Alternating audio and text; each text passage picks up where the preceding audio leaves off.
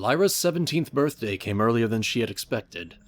Her Canterlot family hadn't known the right date. They just guessed and ended up a few weeks off. For the first year in her life, her birthday would be celebrated on the actual date. This party, if you could really call it that, was a lot quieter and more intimate than the past few had been. Living in Ponyville came with a guarantee that your birthday would always be a huge affair with the whole town invited. Pinkie Pie made sure of that. Not that everybody would actually show up, there was a huge birthday party for somebody on average of twice a week, so obviously not everybody could make it to every single one. Her cake was store-bought from some bakery in the city. It was good, but it didn't compare to Sugar Cube Corner in terms of flavor or decoration. Not even close. Bonbon used to bake whatever Lyra wanted for her on her birthday. Most years she had considered that enough of a gift. What she wouldn't give for some of Bonbon's homemade chocolates now. But she had plenty this year. It was her first year with her human family, and they were the only ones at the party. Not that she knew many other humans in town yet, anyway. A few gifts, not very big boxes. Lyra had gained so much in the past few months that she didn't mind, though she was curious at what a human got for their 17th birthday. They were all sitting in the living room together, Lyra in the center of the couch between her parents. She tore the paper off of one of the gifts. It was a rectangular box, just barely able to fit in one hand. What is it? It's a cell phone. We thought you should have one, just so that we can keep in touch when you go out on your own. Things like that. Lyra nodded slowly, examining the photograph printed on the box. It didn't look like the others she had seen before. Still, it was a fascinating piece of human technology, and now she had one of her own, like a real normal human. With her parents' help, she unpacked it. They showed her how to plug it in. It was called charging, and later how to actually use it. It was very different from the others Lyra had seen. The top was just a flat, glassy panel, but it came to life if you pressed a button, and then the screen responded to the touch of your fingers gliding over the surface. She spent a few minutes just watching the colorful shapes slide around when she touched it. Her mother showed her how it worked. There was a lot more to this than she realized. Not only could you talk to other humans on it, there was a camera, a music player, and a watch. She could also use the internet, if she learned how. It was odd since she was pretty sure the internet was in computers, and not in this tiny little phone. Whatever it was, it still seemed complicated, but she knew enough that it was useful. There were a few other gifts, too, smaller things. Albums from rock bands she liked, that her dad promised to help her put onto the phone's music player. Lyra was curious how exactly that would work. The discs were bigger than the player. However it worked, it was human ingenuity at its finest, no doubt. Chloe had nearly fallen asleep on the sofa, and after she was taken up to her bed, Lyra just spent a few moments with her mom and dad. This hasn't been an easy day in the past years. You're almost grown up now. I'm glad I got to spend this one with you. Thanks for everything. It's so good to have you here, Lyra.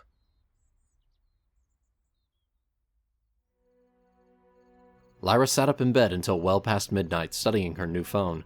It was giving off a surprisingly bright light even though her room was dark.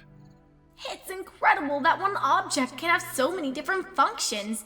The way it operates, reacting to my fingertips, that's something ponies can never be able to do, even if they had the technology. The tiny numerical buttons on the regular phones were impressive enough. She flipped through the photos she had taken that day, stored on the screen but not printed out or even developed. Maybe tomorrow I'll get Dad to show me how to put music on it. For now, she set it to the side on her nightstand and picked up a history book instead. She'd been slowly working her way through it. She was done with the other book about the unicorn. It hadn't taken too long to finish. After all that nonsense, she'd been happily teaching Chloe about real ponies and magic. They were pretty good friends now. More than that. Sisters. If the last unicorn had been frustrating, then human history was absolute torture. It was almost enough to kill the good mood she was in from her birthday. Lyra wanted to stop reading, but she couldn't just convince herself that humans didn't do these kinds of things. I have to face the facts if I'm going to be one. Humans keep fighting each other. Maybe it's just an unfortunate side effect of having all these different countries. Even though the war that had happened back in the 1860s seemed to suggest it didn't even take that to set humans off. And each one brought with it more of this brilliant human ingenuity. That's wasted on coming up with weapons. It's honestly sickening how much they'd accomplished. Lyra glanced over at her phone on the nightstand. Humans are capable of coming up with good things if they want to. If ponies had phones, I could call my parents and Canterlot whenever I wanted. The barrel isn't nearly as fast, and it's much more impersonal than just talking face to face, or whatever phone conversations are called. It's close enough. I wonder how long ago humans came up with phones. But she turned back to the more difficult, more troubling information about American history. This particular book says that there have been wars up to the year 1991. But I heard earlier today that I'd been born in fall of 1995. How can I go about asking if there's any more since then? This book is clearly outdated. All of the recent events, pretty much everything that would have happened while I was gone, aren't written in here. There is always Monica. A bell rang as Lyra opened the door the following morning. She noticed Monica right away. She had hoped that she'd been working again, but then she noticed someone else standing there talking to her. A wide grin spread across her face when she recognized him. Paul? Oh, wow, Lyra? I didn't expect to see you in here. I come here all the time. Like I told you, I've seen her a few times in the past few weeks. She reads a lot. Usually it's either unicorns or American history. Interesting tastes. So how have you been? It's been a while since you came out here. I've been great, really. Never better. I was just coming up to get some more reading. Of course. I think you know your way around pretty well by now. You don't need my help, do you? No, I think I'll be fine. Maybe the reason I like this store is because it feels so much like home. I walk in and I'm greeted by someone I know. This time, 2 of them. Other stores in Philadelphia aren't that personal. Once I came to a bookstore in the evening and a different human was working, an older man who didn't talk much, but if I'd come in the mornings, Monica was almost always here. Wait, so you really weren't kidding about your dad? I mean, I was almost sure you were making all that up, about having this famous author as your long-lost dad and all that. Must be crazy living with a guy like him. What's he up to, 6, 7 books? And they're all huge. I think he's getting ready to release the 8th one. Wait, Lyra, you would know that. When's he coming out with it? Actually, I'm not sure what he's writing now. To tell the truth, I actually think those books are kind of weird. I mean, all the humans using magic and the battles? It's traditional fantasy. I'd say that the generic theme is almost part of the appeal. It's very straightforward, but it's well written. Pretty consistent quality, too. And it is cool that he's local. Yeah, I'm with Lyra. I don't really read fantasy. Maybe some Terry Pratchett here and there, if he counts. Exactly. I guess I'm just not into that kind of stuff. This world is good enough for me. I don't need a different one. And those humans are always fighting with each other in Dad's stories. I was reading that history book you gave me. It said that America had been in wars. A lot of them, actually. Newsflash, I've never heard that before. So, it wasn't true? I mean, if there had really been so many, you would have heard— That was sarcasm, Lyra. Oh. Well, if you really want to know more about it, there should be shelves back there marked. You can find some books about the specific conflicts you're interested in. Well, it's more of just the general idea of the thing. I don't get it. I know I must sound kind of clueless right now, but I've never really understood war.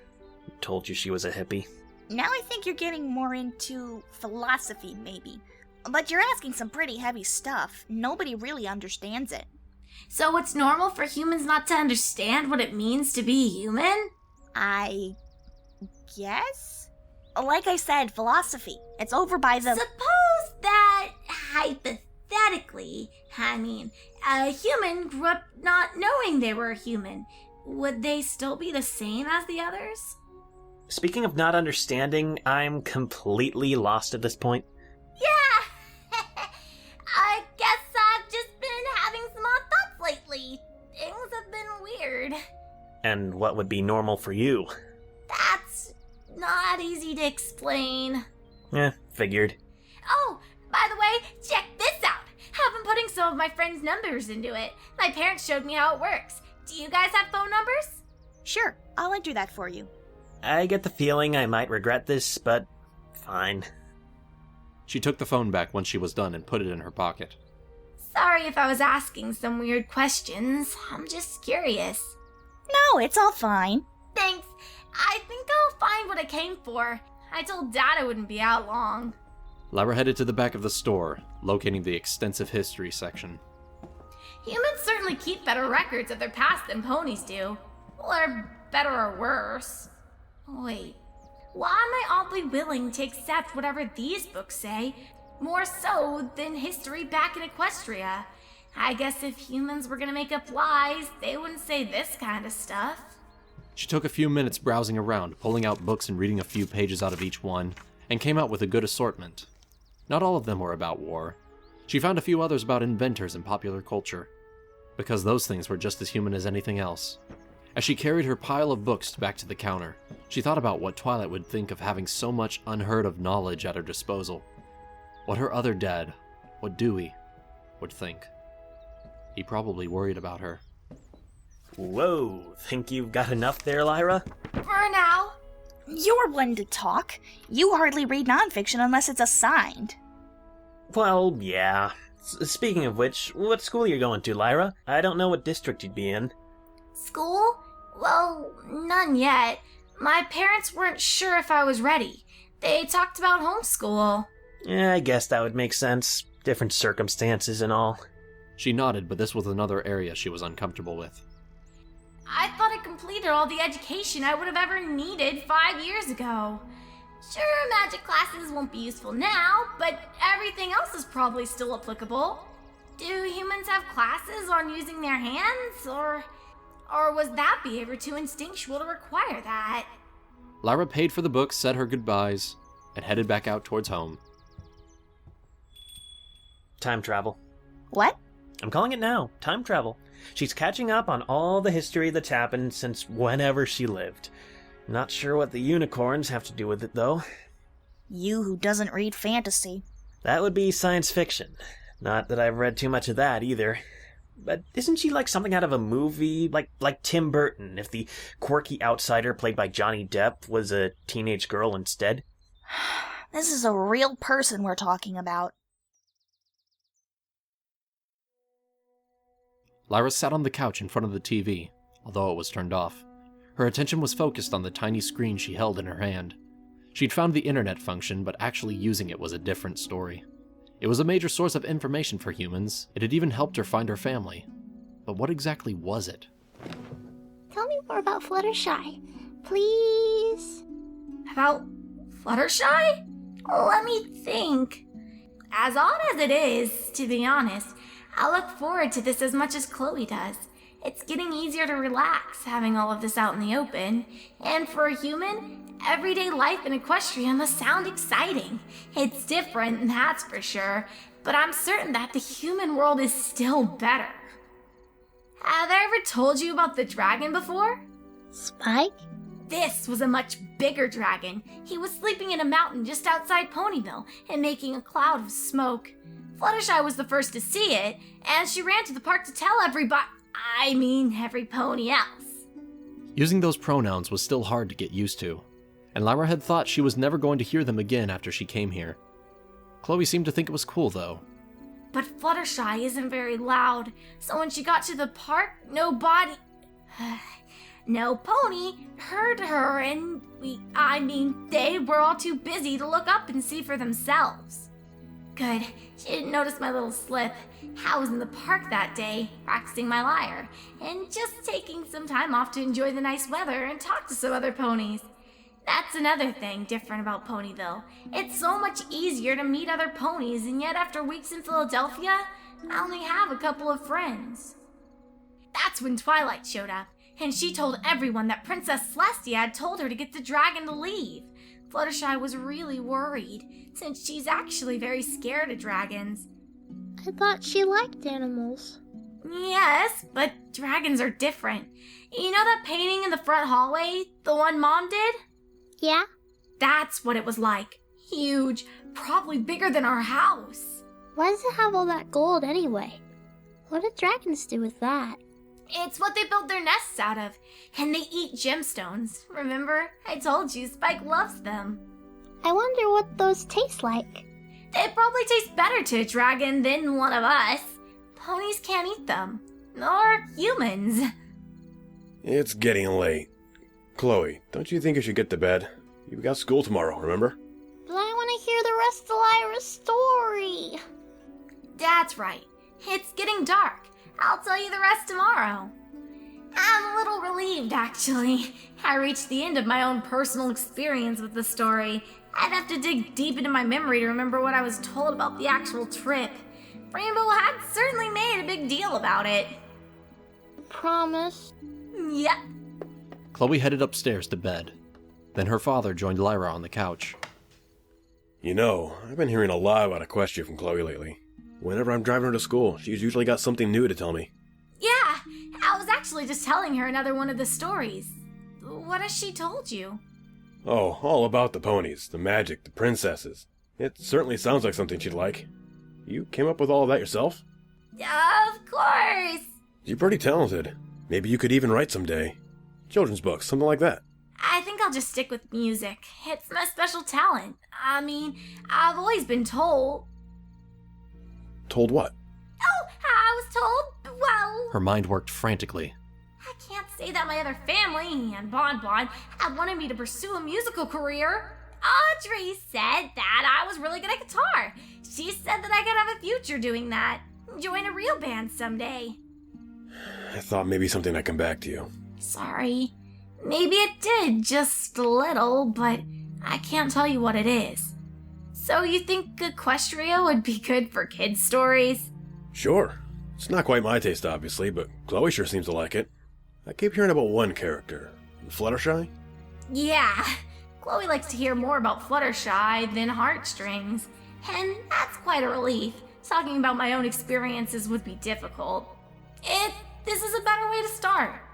Yeah, I saw the picture Chloe drew. It really looks like her. How I imagined her, I mean. I guess I'm pretty good at description.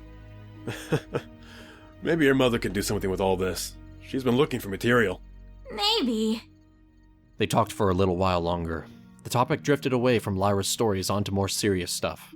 The school year was starting, and there were some decisions to be made there. If Lyra would join the other humans her age at the public school, or if she'd get her own special lessons at home. Her mind was still stuck on what her dad thought of Equestria, so that's really all Equestria sounded like to humans. Stories for little kids. Well, Lyra had been talking about it that way. She'd leave out most of the really awful stuff, just a few sparing details about dragons, and make parasprites seem like something that could be laughed at.